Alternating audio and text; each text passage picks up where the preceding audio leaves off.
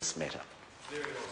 The question is that the motion be agreed to. Mr Speaker. Honourable Ruth Dyson. Mr Speaker, it's with considerable disappointment that I rise to continue to oppose this legislation because, as the Minister quite rightly said, parts of this legislation do progress an issue which has been around for 2 decades. I want to put on record again the offer that Labour made some time ago to the Honourable Tony Ryle, and that was to have an approach that ensured that this policy was sustainable, that all parties signed up to, that we could get agreement on and have a lot of input into.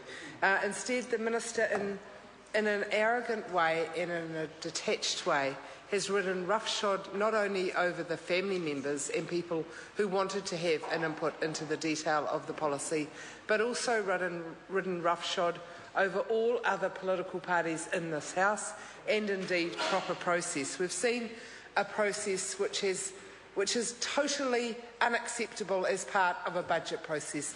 This is not a budget confidence and supply move that required urgency. It did not require the urgent attention of the House. It didn't need to be rammed through all stages under urgency.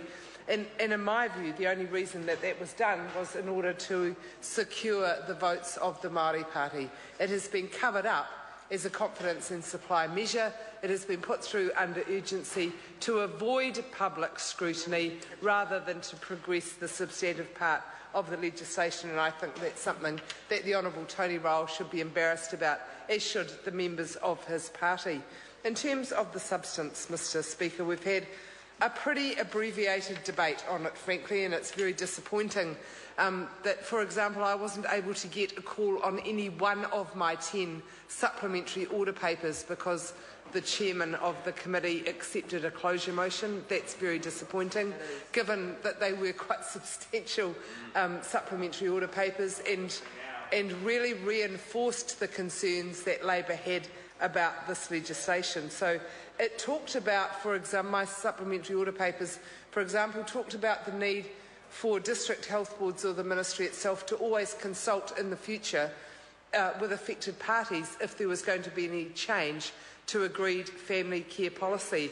We talked about the rates that family caregivers would be paid and proposed that family caregivers be paid at the same rate as most other home support workers are paid. They're doing the same job, they should be paid at the same rate rather than the minimum wage. We talked about removing the extinguishing of rights which the Minister has in the legislation so that the family members who are not covered by this legislation, the family members who care for disabled members of their own family who are not going to be paid by the Minister's legislation, will now not be able to take a legal challenge to that continued discrimination. Labour wanted to have that extinguishing of rights removed from the legislation. There is no need for it. We wanted to make sure that people were still able to take a personal grievance case under the employment relations legislation.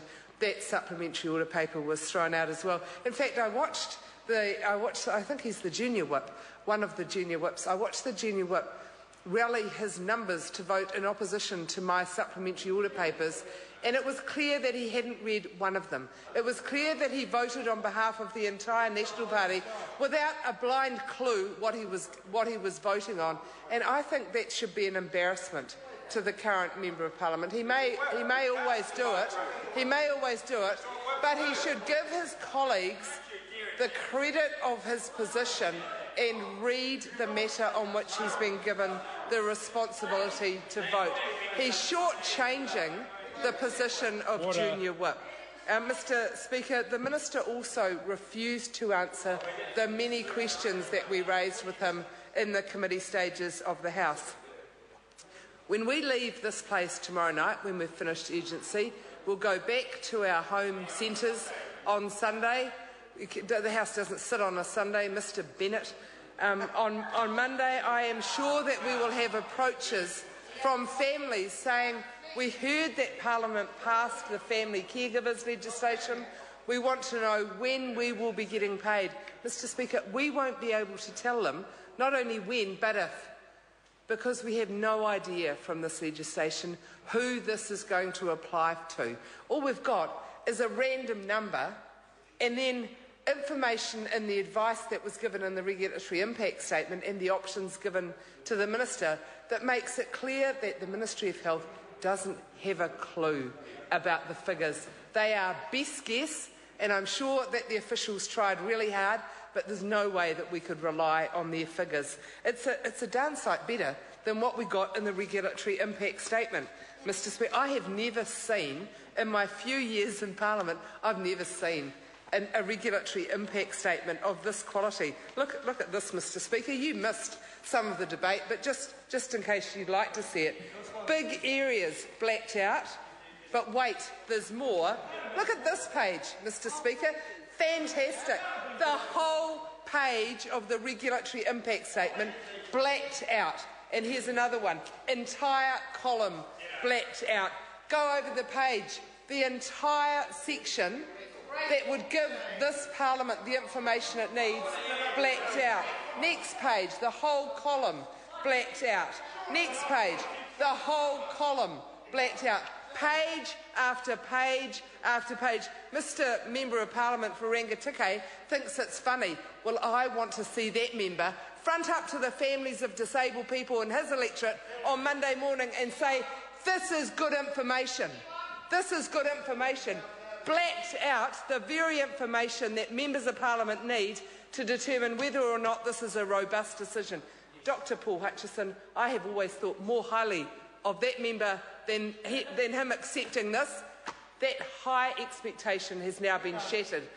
National Party member, one after the other, like sheep going to the slaughter, voting for legislation, refusing to look at supplementary order papers and leaving family members who have been waiting for this decision, waiting for this legislation, in limbo yet again. Because not one member of this House, including the Minister, will be able to tell anyone next week, or the week after, or the week after, or the week after, who will be getting the payment. Because we know from information from the Minister, the only bit of information that he's shared, and not directly to the House, we got it indirectly, we know that the operational decisions about who is going to get this money won't be made until September. Mr. Speaker, regardless of the fact that we've got the wrong day on the wall, because Parliament does that under urgency, I know it's May. And I know that there is a big space between May and September, and that's another confirmation point that there is no justification for this legislation going through the House under urgency, let alone going through all stages under urgency, not being referred to a select committee at all. So we've had a shonky process, a process that has completely ignored all the parties who deserve respect and who deserve to have a say into this legislation. They've been cut out.